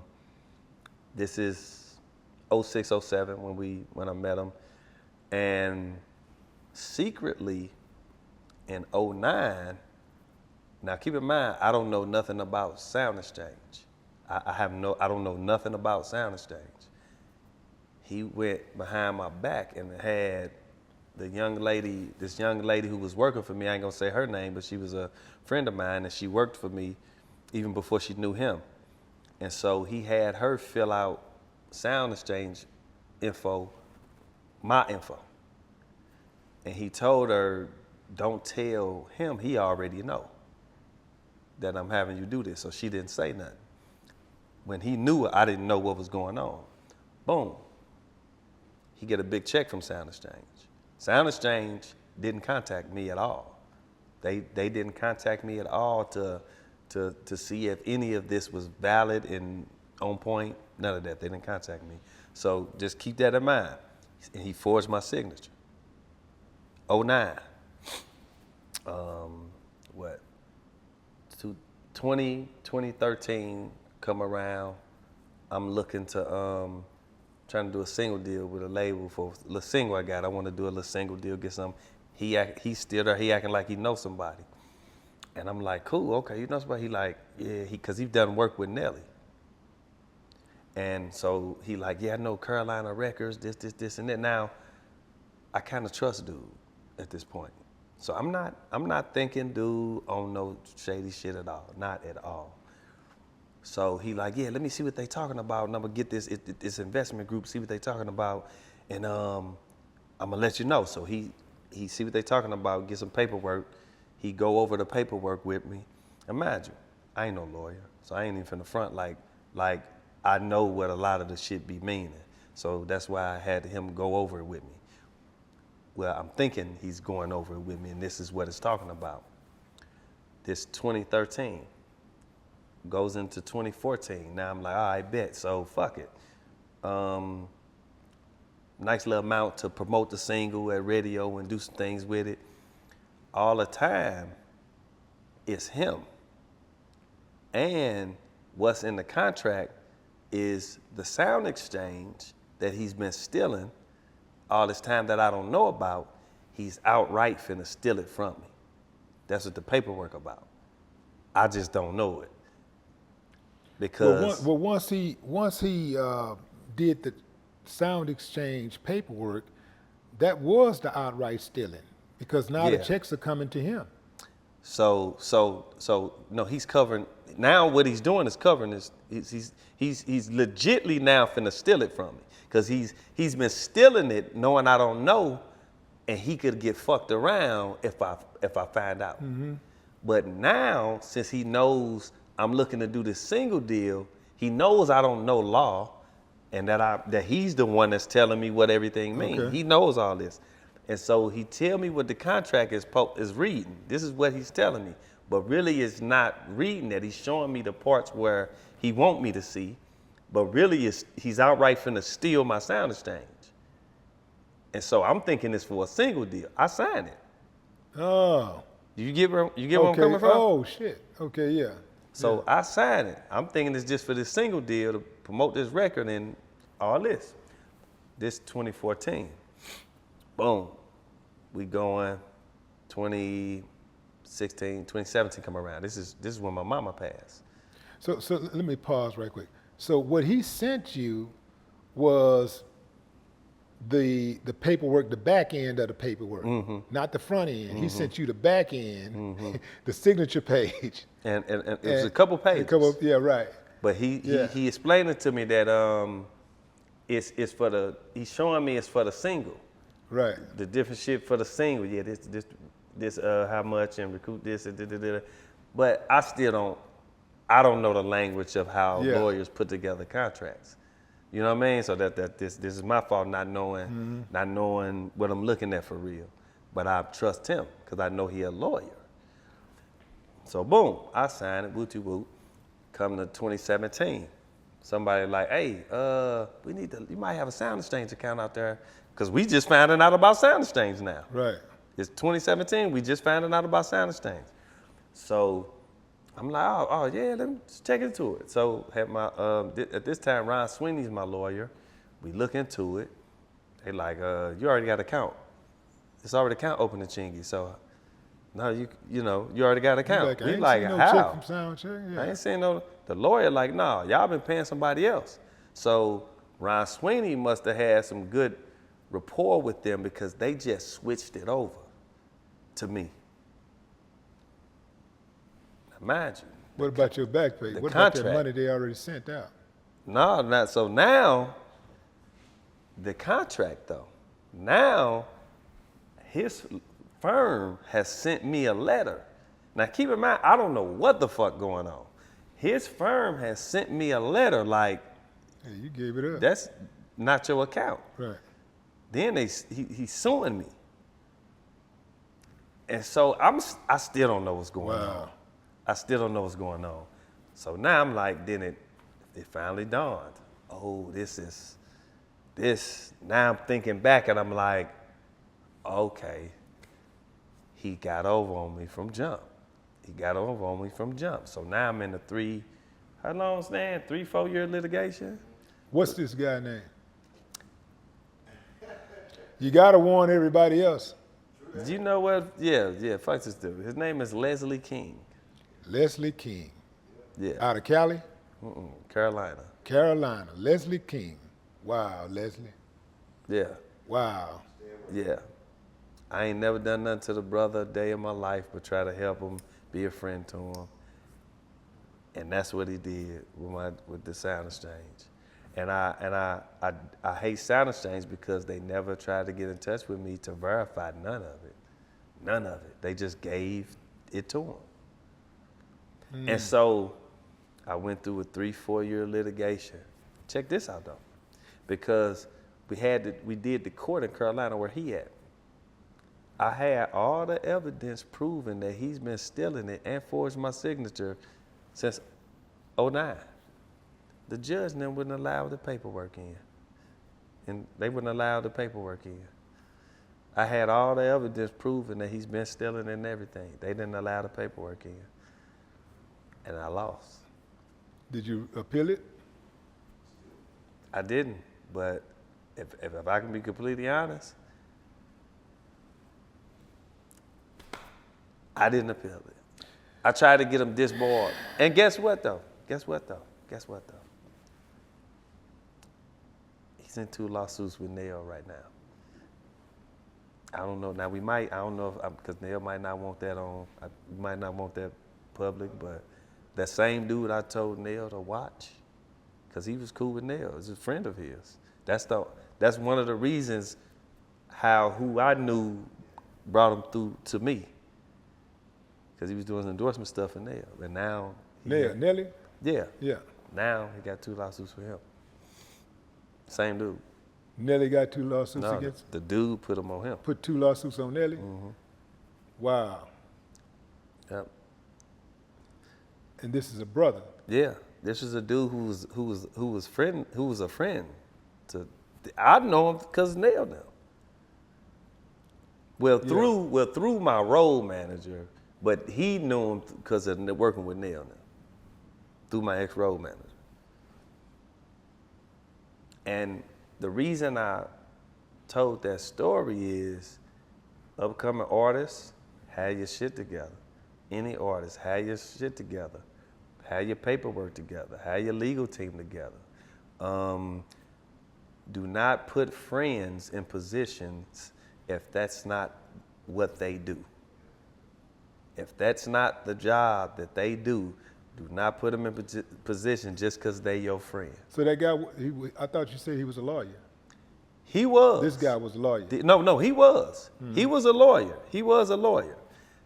I made him I got cool. We got cool first before I made him. But he was a lawyer. He told me if need him to look over something, he is a certified lawyer. He could do it. But I'm just saying, just because when somebody come to you as a sheep, but they wolves under. So let me ask you. I'm finna get Leslie way out. What does Leslie have to do to prove that he didn't mess over you? What do you got to prove? What do you got to do to prove it? Shit, that boy probably owed me a lot of money. How much money?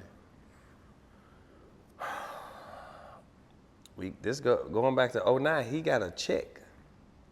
I don't even know exactly. They wouldn't tell me. They wouldn't tell me how much the check. When you first get Sound Exchange, you get your first big check. Yeah. That's all of the money they've been holding. Yeah.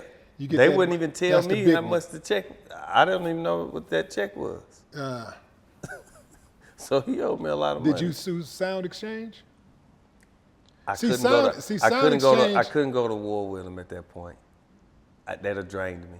They got too much money. Well, you got to get you a lawyer on your team, man, that's willing to fight with you, you know what I'm saying, that ain't going to hit you up for every phone call. You know, you just got to find that type of lawyer to work with, you know, and depending on what Sound Exchange is located, you know, I get checks from Sound, I don't even know, I think they're in California somewhere, but needless to say, man, my money is my money, man, and it's not just my money.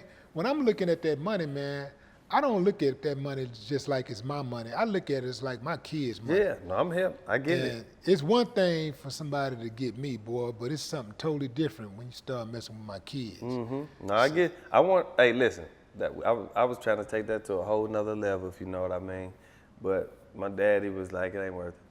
But, yeah, no, I get it. Mm-hmm. I get it. But he got me. He got me. But I want that to be example for artists out there who not on the business side of it. Have your business together. Have everything together. Make sure you got legitimate people who have your best interests around you, because actually he gave a contract to my ex-role manager first. See, a problem I had growing up and being around certain people when I thought they was my friends is I trust them. I really trust them to the point where I don't think they trying to do nothing dirty to me. And I trusted this dude. And so sometimes though, sometimes you need somebody to say, H, let's get a lawyer to look over this. When I'm like, yeah, come on, understand, I gotta, do this. We need somebody to say, H, let's get a lawyer to look over this. Don't just sign that because he said, you know what I mean? Keith, my homeboy didn't do that. He wasn't, because he's kind of like me. He trusts them, don't think he own this type stuff. And that's how I got it. Well, most people are going to trust a lawyer anyway. If you get a lawyer, if you retain a lawyer, most people are going to trust the lawyer they retain to work on their behalf. Most people are going to just trust the lawyer because you don't think that a lawyer is going to do something to get themselves disbarred. If you hire a lawyer, you're thinking that the lawyer is working for you, not working for him. Not trying to screw you over. That's why you get a lawyer, right? So where, speaking of Nelly, where are you and Nelly at now? Where me and Nelly at now, we good place. Me and Nelly in a good place. We cool, we cordial. I was on tour with him. We did the Where the Party At tour. But of course, there's always been some issues from the past going on. But we're in a good standing place as of now. We good. Did y'all ever get into a physical confrontation? Did we ever get into a physical confrontation? No, but not me and him. But it was a couple times that could have happened. Like one time. So basically, let me start here so people can know where this stemmed from. Okay. Ali from the St. Lunatics. You know Ali, right? Yeah. Ali from the St. Lunatics, his little brother Ahmad. We grew up countryside apartments when they stayed over there. I was like 5, 6 years old. Me and his little brother Ahmad and my family always been cool. Grew up like a best friend. So I always known Ahmad. He's a friend of mine to this day. We was in a group. And so being that when we was in a group, this was when Nail and them got their deal. It's so many avenues to this because if I'm gonna tell it, you gotta know how I know them. Ahmad is Ali's younger brother I've been knowing since 6. He's always been my friend. Let's fast forward to 92, 93. Tarboy, who was part of Track Boys, who did Jaquan's, everybody in the club getting tipsy. Me and my rap partner, Justin stayed around the corner from Tarboy. We used to always be over at Tarboy house when we was 12, 11 years old. Tarboy had a best friend named K-Dog. We was always with them. I taught Justin how to rap. I named Justin K-Dog. This is how much we used to hang with them. They're a little older than us. We used to enter in contests together because Tarboy and K-Dog was in a group called Black Deuce. They had a group, and Tarboy made beats, and so we used to get beats from them. But we always rode together, and we entered in contests together. So one day I'm over at Tarboy house. These 4 dudes come over there because they trying to get a track from them. Well, it just so happens the 4 dudes was Nelly, Spud, Keywan, and Murphy Lee. How you remember this shit, man? I'm probably remember 2 or 3 of them, but not all 4. I just remember it like it was yesterday. Yeah. This is so Keywan, Murph, I knew from going to Saints skating rink. So I always kind of knew Keywan. Murph a little bit, but I always kind of really knew Keywan. But this is when I met Nail and Spud, but I kept in contact with Spud and Keywan. Didn't really know Nail like that. But it's the first time I met them. And this is when Nail kind of rapped fast like Bone.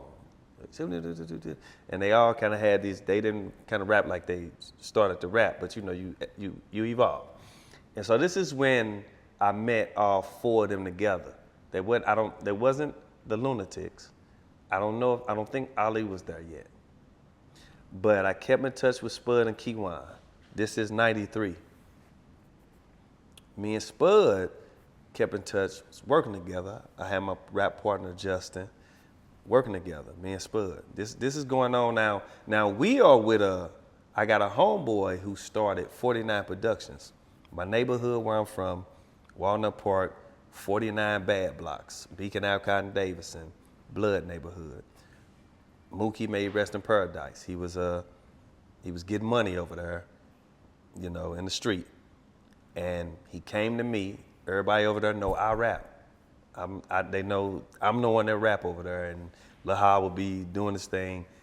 He wanted to start 49 Productions, actually based off me. And so he did that, and then we had the Cavalry, some more of my homeboys from the hood. Then we had Poetic Hustlers, some more of my homeboys from the hood. My other little homeboys, Night Rider. So we trying to form a whole alliance with this 49 Productions thing in the streets. Now, PD Wax was another underground label. This is the label Sham from the Track Stars who produced my album Jackpot. This how I know him, cause he in a well-known group called Out of Order. They popping in St. Louis too. So we was really on the circuit. Like, you know, this is before Lunatics. This is before Nelly and them doing their thing. But I keep in touch with Spud. We get to 98. There's 93, but we on the grind these years, you know, whoop-de-whoop. Get to 98. So Spud and me are working together. Spud actually produced like 5 tracks on the Without Warning album with me and Justin and MGD from the 49 Productions. Mm-hmm. So Spud he's working with us. And after that, so that kind of, the 49 production things is coming to us, slow down, you know, groups, different shit is happening, life is happening, everything's happening. So I'm like, shit, I'm doing some solo shit right now. Just everybody just doing their thing. I'm doing some solo shit right now. Me and Spud connect. We finna work on my project. Spud got something going on in the streets with some weed or some shit. This is why he got locked up, and he wasn't able to be with Nelly and them. And so he used to always say, man, if this shit crack, I'm gonna bring you in. I used to be like, oh, okay. But I never knew he was talking about when he said, this shit crack, I'm gonna bring you in. But this is evidently around the time they working on the deal. They going out of town, Nelly, everybody, they working on something. And so then Nelly makes it. St. Louis, they get signed with her. Then I'm like, and he get locked up. I'm like, damn, so that must be what Spud was talking about. If you go back, and this is, if you go back when Ali released that he, breathe in, breathe out, do the chicken head, go on, let it out. This is before I'm even came out as Chingy with Right There and all that. So people got to know that that dance and all that shit, it's been around. I just made the shit famous. But I'm in that video. I'm in that video in a barbershop, along with, at that time, my group is 3 Strikes. Remember Ali, little brother Ahmad, I'm talking about, we formed a group. And so this is 99, 2000. Nelly and them finna go on at this point, I think it's Nellyville's just finna come out. He's huge. Nelly is probably one of the biggest rap artists in the goddamn world this time. And so T Love, who was on his management squad, me and 3 Strikes had some good music. So they needed somebody to open up for some of these spot dates. And so T Love was like, fuck it, shit, I want to manage y'all, but I can open these dates up that Nelly Lunatics finna do. Shit, we like, cool, it's all good. We open the dates up and shit. And you used to always hear when we would be in the dressing rooms, I used to always hear somebody going, who that? Flying past, young, in the Jag, rolling leaves out of a Ziploc bag, praying I don't get flagged, mad, click, clack, cock it fast. And that's Nelly quoting one of my raps from one of the songs that we had on the 3 Strikes in the dressing room. So, you know, everybody, they fucked with the music we was making. And I remember after we come off the road, Yellow, the road manager at the time, he had a little get together at his house, and so everybody went over his house, and me and Three Strikes, we in the kitchen, we just talking and chopping it up, and Nail came in there, and he was like, yeah, man, I signed you, but he wasn't. I guess he wasn't fucking with them, but he was like, I signed you. But I guess he wasn't fucking with Kai and them. I was just like, well, shit, man, you know, I'm in a group. You know what I'm saying? Like, you'll do the same thing you was in a group. You know what I mean? But that's what he came in there and said. So I guess just recognizing, you know what I mean? But I didn't sign or nothing. But we still was doing the spot dates, opening up and shit. Now, this is 2000, 2001. Mind you, I got my deal 2002. So after we got off the road, and man, we done been in fights and all type of shit at concerts, fuck with Nail and them niggas in the crowd, and there's all type of shit going on. But so 2002 come around. Sham, who I'm talking about, that had one of the producers that was in Out of Order. He was in a popular group with PD Wax, who produced right there. I seen him at a gas station. We about to get into a fight with some niggas on the gas station lot. Sham pulls up. I see Sham. I'm like, so I just started talking to Sham or whatever as we finna fight these dudes. And he gave his number. Said, fuck with me, I got some new tracks and shit. Woo, woo, woo, woo. So I end up hitting Sham up that summer of 2002. So I go over to the apartment they had on Delmore, and I know you like that. I remember this whole shit, but over there on Delmore on 170, little bitty apartment. 2-bedroom, Zoe, his partner who he was working with at the time, Zoe. And that's how I met Zoe, through Sham.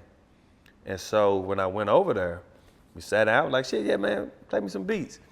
They pop in a CD. First, I kid you not, first track that came on, right there beat. I said, I got something today, go to the next one. Because when I hear stuff, this is a time where I just wrote my lyrics. I had in my mind what I wanted the beat sound like. I knew that beat went with that song. And so I was like, go to the next and let me listen to some stuff. Then that's when I started staying over there. And me and Sham, Zoe, he was in Vegas. It was a band, and he played the keyboards. So when Zoe would be off doing his thing at his job, me and Sham would be in front of the MPC, and Sham will just be coming up with the beats. And I'll be right there coming up with the lyrics. And so that's how Holiday Inn was made. That's how Chingy Jackpot was made. That's how One Call Away was made. That's how Right There was made. I mean, Right There beat was already kind of done, but all the rest of them, that whole album was pretty much made then. We had to re-record some stuff once I got the deal, but that whole album was made then. I had little chicks over there. That's when you hear the girl saying, "What you doing?" Nothing. That was a girl I messed with. I just was telling her, "Say this, say this." So that was done very organically. And we eating Emo's pizza, watching Baby Boy every damn day. Zoe will come back when we finish. We've been and laid it down. Zoe will come back and just lay the keys on top of everything, and that's how he did his thing. But getting back to I'm getting somewhere with this.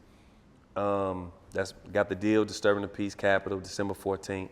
But remember when I said I shot the video to Right There in March?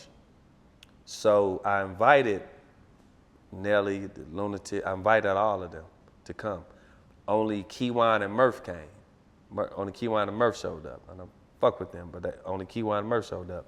And so I did an interview, and I was just talking about how, you know, the St. Lunatics came, they bust down the doors, and here I come, I'm finna kick in the windows, you know, saluting everybody. And I had said Keywan, Murph, Nail, Murphy Lee, and I forgot to say Ali's name. Wasn't purposely, wasn't maliciously. I was talking fast, I forgot to say Ali's name. Ali took that personal.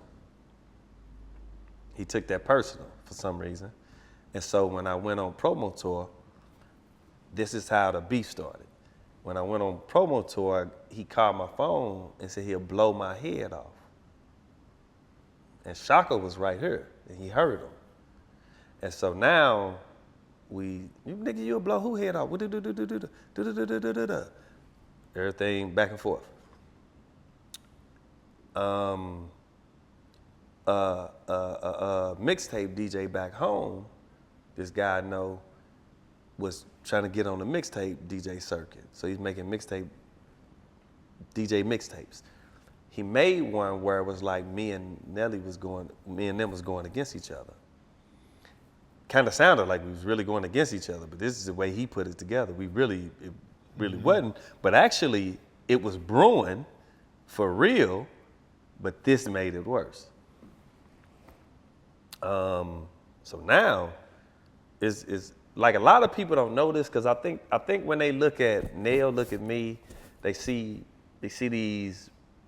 I don't want to say light skinned, but they see these well-groomed young men who, you know, ladies tend to like, and we make this certain type of music for the ladies, and we have success. And sometimes you could think a nigga like that is, you could take him for a joke, or you may slight him because you think he ain't about certain stuff or whatever. But we just like any other nigga. You know what I'm saying?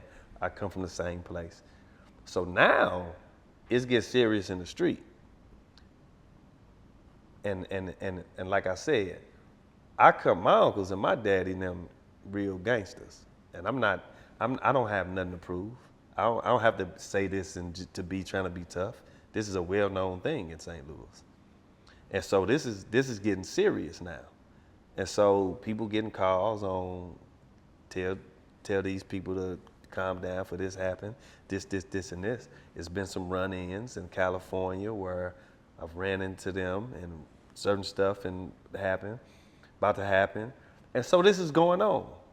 And I brought it to this to say this is where the real beef started over Ali taking that personal that I forgot to mention his name in an interview. And so that's where all of this started. So how did y'all squash it? So 2006, me and Ali just talked. It was conversation. It was just that simple. Because you got to realize, and they know this, I never done nothing to him. I never done nothing to nobody. I always just try to be cool with niggas and support. I always supported them. Yeah, that's. But in the midst of this, my brother Rich got shot mysteriously. A brother of mine got shot mysteriously, very mysteriously. I remember the night. We was in the studio because we at Shamazo's studio, new studio, and I usually take Rich home in my Range Rover. I usually drop him off. Just night I didn't drop him off. And it was just some nigga in the car waiting. And when they was gonna walk to the store, shot him. We still don't know where it came from, but you know what I mean? It's very weird. But Ali said he didn't do it. He said he had nothing to do with it. But I'm just saying that to say this is where this got, like a lot of people don't know. But me and Ali talked in 2006. That was dead. But Nail still was acting a certain way with me. And I didn't understand it. And he acted a certain way with me for a long time, years, up until probably about 2016, 2017. And what squashed it? What this happened point, between you and Ali. At this point, I think Ali had a lot to do with it. So you think Ali went back and talked to Nelly and hey man, it's over. We talked. It's over. Boom. Yeah, but I don't. You and Nelly never had the conversation about the squashing? Slightly. We never really went in depth because he never really wants to go in there and talk about it. You know, I would, and you know, but we briefly. I remember we was at dinner one time in Vegas, and he was like, "So you ain't never did nothing." I was like, "Who said that?" Neil. That sound like him. Yeah. So you just ain't never did nothing. So you just ain't never did nothing. I'm looking at him like, "What you want me to do?" No, this is what, you know. Well, so that sound just like what I realized about him though. And nothing against Neil, but it's probably from childhood trauma. He doesn't know how to express emotion within himself. He don't know how to express emotion to somebody. I get that from him when I've talked to him. if it's becoming something mushy or you gotta put too much emotion into it, he don't know how to deal with that. Well, a lot of us, we grew up like that. We grew up like I grew up like that. We wasn't trained for that. We were unlearned in that department. So we just played the hand we was dealt with and did the best that we could. But as you get older, hopefully you become more refined and have some experiences and stuff, and so you learn what to do and what not to do. So, I told that story. I'm not highlighting the beef. I'm not highlighting any of that. But I like people. One thing about me, I'm gonna tell the truth. Even if somebody don't want to hear it, who was on this side or that side, I'm just telling the truth. This is what happened.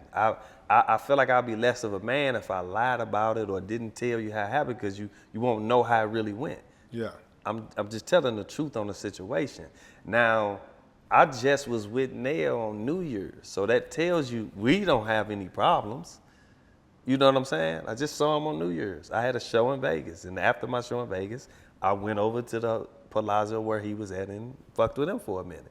So there's no problems. But I do want people to know how that situation went. You know what I'm saying? But it got worked out. Yeah. It got worked out. You dig what I'm saying? And that tour we actually just did, what's crazy is that was the first time ever us touring together. Really? Yes. That's wild. That's right? That's wild. I would have thought y'all already did a good 500-600 dates together. First time us touring together.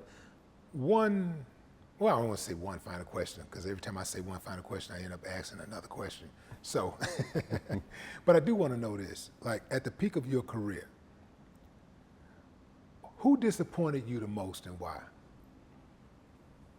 At the peak of my career, who disappointed me the most and why? Now, is this artists, family members, like what type Anybody, whoever. What single individual disappointed you the most? You know what? At the peak of my career, and I have to say this, I know it might sound weird to people, but who disappointed me the most at this time with something they did was this lawyer my mother brought in. Because the lawyer my mother brought in, I know she thought she was doing something good, may she rest in paradise, but that's the lawyer who just made the accusations that Disturbing the Peace was stealing from me. And that's what caused all those problems. When the breakup and everything stemmed from that. What people gotta realize is I never said that. Now keep in mind, I'm 24. My mama she thought I needed a lawyer, I guess, and everything was going great. Everything was going fucking great. That dude came in, made accusations they was stealing from me. Then he brought another lawyer in, this lady. She's saying the same shit. I remember us having a meeting, Shaka, Big Jeff there, everybody, DTP, staff, Ebony Sun Management. Shaka asking me questions. I'm like, no, you never did nothing to me. I don't know. No, I'm in agreement with Shaka. Like, no, I don't know I actually don't know what's going on. But after that meeting, communication just started to, I think because of him making the accusations, it got weird and all that. And so that lawyer making them accusations, I would say him. Because that changed a lot. No trust, no relationship. No trust, no relationship. Well, man, we are absolutely ecstatic about your relationship with hip hop, man, and everything you brought to the table, man. Even and what though I you're didn't going to get continue to bring. So look, and I don't know how you feel about this. I love hip hop, of course. 50 years of hip hop. But I didn't get invited to shit that had to do with 50 years of hip hop. Well, I actually got invited. I got invited to one thing, and which was actually the coolest thing, because that was we had something here in Houston, actually in Fifth Ward, Bun B, and Donnie Houston put it on, and that was super dope, man, because they recognized Houston's Houston's luminaries, hip hop luminaries. So that was important to me. That was actually more important to me than being at the Grammys. Yes. Because the Grammys is not. They're not. They never appreciated hip hop. They're not rooted in the first place. No, you know what I'm saying? no. Like they remind me of some of these magazines that like to write on hip hop. We're more like a sideshow to them. You know? Yeah, totally. They just do it because we can grab a certain amount of fans if we put this little segment on right here. You know, we're gonna do 50 years of hip hop in 15 minutes. Yeah. You know, you can't do 50 years of hip hop in 15 minutes. That's crazy. They should have dedicated a whole Grammy segment to that alone. A show. They should have. show. It should have been a show. Should have been a whole show. A freestanding show. Yeah, and it would probably did as well or maybe even better than the actual Grammys. It probably will. I'm pretty sure. But you know, I didn't say that to knock the 50 years of hip hop. But listen, what I said this in that song, this industry got revolutionized in my new record of The Crucifix. People can say what they want, however they want to say it. I changed a culture in this hip hop business. I transcended, not just hip hop. As soon as my music came out, it went pop, it went mainstream, it went everywhere. I'm not in this to limit myself. I feel like if you're an artist, a rap, or whatever type of artist you are, if you come in here just saying, oh, I'm just gonna make hood music, that ain't me. I make universal music. Even when I made Right There, I didn't make it Right There with the intentions of making it for a certain crowd. And that's why everybody love it. Multicultural. I get Asian people dance to it, Indian people dance to it, Russian. All type of people dance to my music. All type of people at my shows. When I just did the New Year's Eve show in Vegas, it was all cultures out there. That's why I make music. I love hip hop, and like I said, nobody asked me to come do nothing 50 years of hip hop. I'm not mad at that. Because guess what? When Right There came out, who was it? It was just Chingy on that record. My biggest records are just me. So I am hip hop. And I don't need nobody else to tell me different. I do appreciate hip hop. I love hip hop. Last Drop, I'm a part of it. But hip hop has branches. Yeah, it could be originated here, but that don't mean it ain't no branch in Houston. That don't mean that it's a tree. It's like a tree, the seed that sprout, right? That blossom, the tree come. Okay, cool, hip hop Bronx. Okay, oh, hip hop Jersey or Philly. Oh, okay, hip hop Houston, Texas. It's a tree with different branches, and the Midwest and St. Louis is on that tree. You dig what I'm saying? So I'm always been part of it. Now I'm always been part of this culture, and I don't need nobody to tell me. And I made history. I changed the way billions of people around the world view language, terminology. You dig what I'm saying? I made them a dance. Just a dance changed the world. I see that dance, and a lot of people don't pay attention, but that chicken head dance is in all type of new dances. Just the cadence of any of the moves. It's in all of these new dances and everything. So I changed the culture. I revolutionized something. You dig what I'm saying? So I play a very big part in this. You dig? So, you know, Chingy is hip hop. You dig? No more talk.